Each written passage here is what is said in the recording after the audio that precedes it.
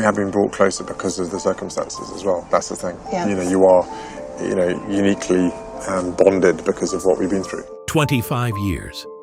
That is how long Princess Diana's portrait was absent from the Hall of Matriarchs at Windsor Castle, the gallery where the most significant women in royal history are commemorated. Queens, matriarchs.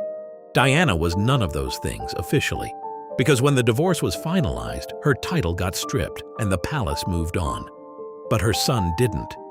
Because what palace insiders are now describing as a move that was years in the making, quiet, deliberate, and executed with a kind of precision that leaves very little room for reversal. William brought his mother's portrait home. Princess Anne made sure it held, and Camilla, by all accounts, didn't see it coming until the morning it was already done. This is the story of how Diana's legacy was finally restored and who made it happen. 25 years gone. To understand the significance of what just happened inside Windsor, you have to understand what was taken and for how long. When Diana died in August 1997, she was no longer Her Royal Highness. She had been stripped of her royal title in the divorce settlement the year before. She was Diana, Princess of Wales, acknowledged but categorized. And in the months and years that followed her death, the palace's handling of her memory was defined by one consistent instinct: containment. What the palace did not anticipate was the scale of what came next. The public grief was unlike anything Britain had seen in living memory. Within hours of the announcement, flowers began appearing outside Kensington Palace. By the end of the first day, the bouquets stretched for hundreds of meters. By the end of the week, an estimated 1 million flowers had been laid. People who had never met her, who had only ever known her through a television screen, wept openly in the streets of London. The funeral on September 6th drew over 1 million people to the streets of London alone. Globally, an estimated 2.5 billion people watched it on television. It remains one of the most watched broadcasts in human history. And walking behind that coffin, in front of every single one of those cameras, were 2 boys. William was 15. Harry was 12. Whatever either of them felt that morning, the specific, private, unprocessable weight of burying your mother at that age, in that way, watched by the entire world, they carried it without breaking. The images of them walking in silence behind the gun carriage have never left the public consciousness. For William, that walk was not just grief, it was the beginning of something else. A slow, quiet reckoning with what had been done to his mother, by the institution he was born to lead, by the press that had hunted her, and by the family that had, in the end, failed to protect her. He was a teenager, but he was watching, and he was remembering. In the aftermath, the palace did what institutions do when they cannot control something. They reduced it. Diana's patronages were quietly redistributed. Her public presence was managed through commemorations warm enough to satisfy the public, but careful enough not to elevate her above the living members of the family. The narrative was managed. The edges were smoothed. And her portrait, the one that had hung in the Hall of Matriarchs, the gallery that speaks for the monarchy about which women mattered, came down. No announcement, no explanation, no acknowledgement that anything had changed. Just an absence where a face used to be. For 25 years, that absence was its own statement. And for 25 years, William never stopped seeing it.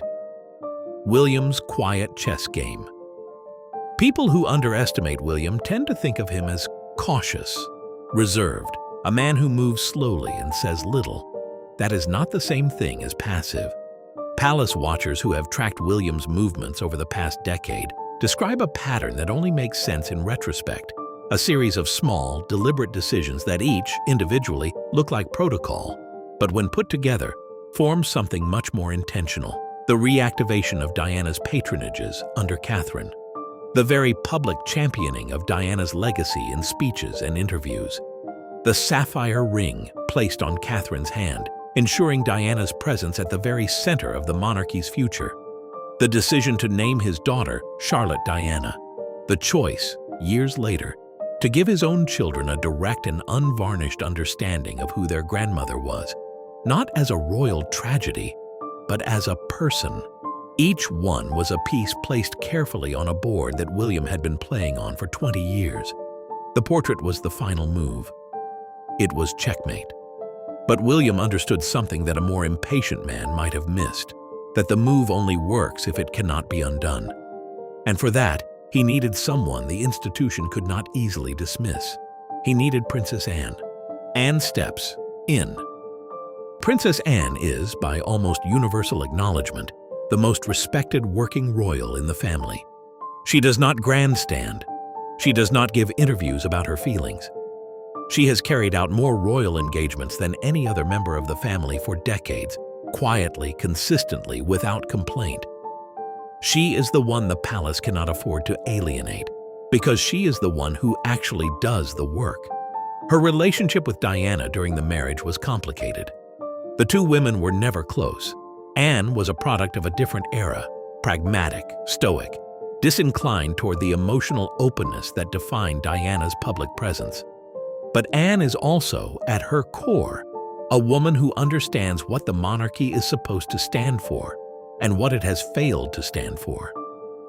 According to palace insiders, it was Anne who provided the institutional authority that made the portrait's restoration possible, the senior royal sign-off that transformed William's intention into something the household staff could not quietly reverse. When Anne endorses a decision within the walls of Windsor, it carries a weight that is almost impossible to overrule without creating a far larger problem than the one you are trying to avoid.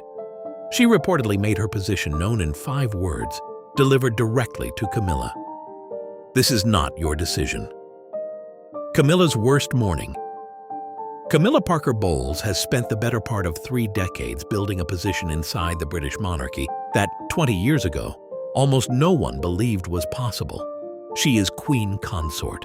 Her husband is the king. She has been rehabilitated, accepted, and in some quarters genuinely embraced. The long, damaging shadow of the marriage's collapse, Diana's interviews, the letters, the public humiliation, everything has faded in the public consciousness, if not entirely in public memory. But it has never faded for William. The portrait was hung on a Thursday evening. Diana placed beside Queen Elizabeth, not subordinated, not tucked into a corner, but positioned as what she was, a central figure in the story of this family. The work was done by palace staff, authorized by William and backed by Anne, after the household had retired for the evening. Camilla discovered it the following morning. By the accounts that have reached palace watchers, her reaction was immediate and unhappy. She went to Charles. Charles, according to those same accounts, did not intervene. This detail matters as much as any other in this story. Charles has spent the years since Diana's death navigating a particular tightrope, acknowledging his first wife's importance while protecting his second wife's position. His silence in this moment was not neutrality, it was a choice, a signal, whether he intended it as one or not, that on this specific question he was not going to stand between William and his mother's memory. Camilla had no ally. The portrait stayed. What it actually means? A portrait on a wall is not policy, it is not legislation. It changes nothing about the line of succession or the structure of the monarchy. And yet, it changes everything. Because the Hall of Matriarchs is not a storage room. It is a statement about who this institution has decided to remember, and how. It is the monarchy's own answer to the question of which women mattered. And for 25 years, that answer did not include Diana. Now it does. William kept a promise that he had never publicly made in those exact words, but that has been visible in everything he has done since his mother died. He was 13 years old when she got divorced. He was 15 when he walked behind her coffin through the streets of London in front of the entire world. He has spent the decades since ensuring that the version of his mother the institution wanted to quietly file away is not the version history will remember. The restoration of the portrait is not the end of that effort. It is a marker, a fixed, physical, permanent statement inside the walls of the house that once tried to contain her.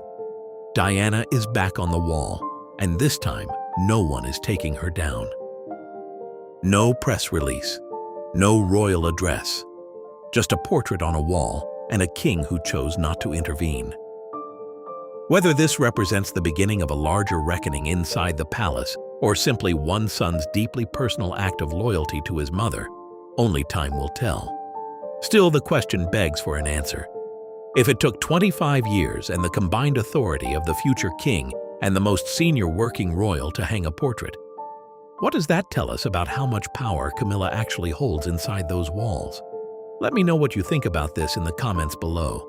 If you like this video, please give it a thumbs up and subscribe for more amazing stories like this one.